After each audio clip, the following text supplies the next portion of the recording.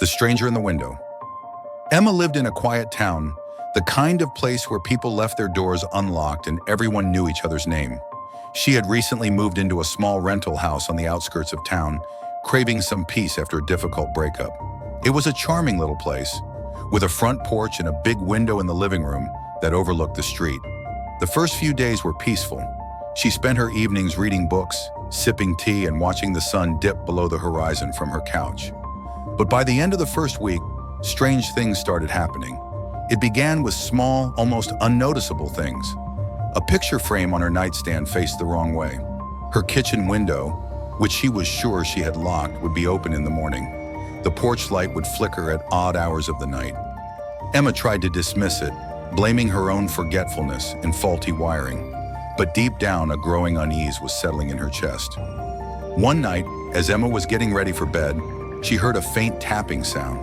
It was subtle, barely audible, but persistent. Tap, tap, tap. She turned off the faucet and listened carefully. It was coming from the living room window. Emma's stomach tightened. She gathered her courage, grabbed a flashlight, and slowly walked towards the window. The tapping stopped. For a moment, everything was silent. Then she shone the flashlight out the window. Nothing. Just the empty street, dimly lit by the flickering street lamp. No one was there. Feeling foolish, she laughed it off and went to bed. But the next morning, when Emma opened the front door to grab the newspaper, she noticed something chilling. On the window from the outside were 5 long, smudged fingerprints, as if someone had been pressing their hand against the glass watching her. Emma's hands trembled as she wiped the window clean. She told herself it must have been kids playing a prank, though she knew she hadn't seen anyone the night before. That evening, the unease grew heavier. She double-checked every window and door, making sure they were locked. She even wedged a chair under the doorknob of her bedroom, just in case. At around midnight, her phone buzzed. A message from an unknown number. "Why did you lock me out, Emma?" Her blood ran cold. She stared at the message, her heart pounding so hard it hurt. Her fingers trembled as she typed back, "Who is this?" No reply. Emma didn't sleep that night. She kept the lights on and the phone in her hand, jumping at every creak and shadow. The next morning, determined to feel safe, she called the police. An officer came by, took a look around, and assured her it was probably just a prank. He promised extra patrols in the area and left. Feeling only slightly better, Emma went about her day. As evening fell, she drew the curtains shut, made herself some tea, and tried to distract herself with a book. But she couldn't shake the feeling of being watched. At exactly 2:13 a.m., another message. "I'm closer than you think." Emma's breath hitched. Her hands shook so badly she dropped the phone.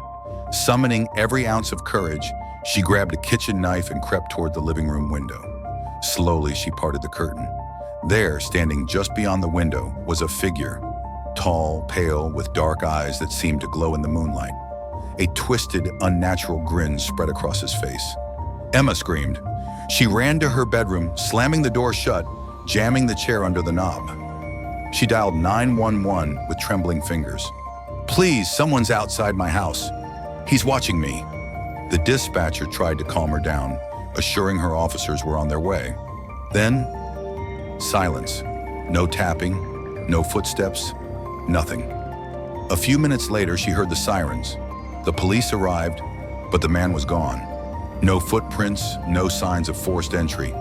Just an unsettling emptiness. But the horror wasn't over. The officers checked the perimeter and, finding nothing, advised Emma to stay with a friend for the night. She hastily packed a bag, and as she left the house, an officer noticed something odd. On the inside of the living room window, in the condensation from her breath earlier, were fresh handprints from inside. Emma's stomach turned. She realized with sickening dread, he hadn't been outside.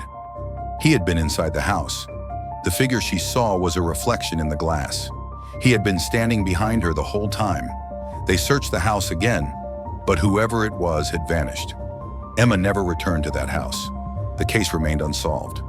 No one in town knew who the stranger was or how he had gotten inside. Rumors spread of a man who watched his victims for days, learning their routines, hiding in their attics or basements, waiting for the right moment. To this day, no one knows what his intentions were or why he chose Emma. But sometimes, late at night, residents of that town claim to see a pale face watching them through their windows, smiling.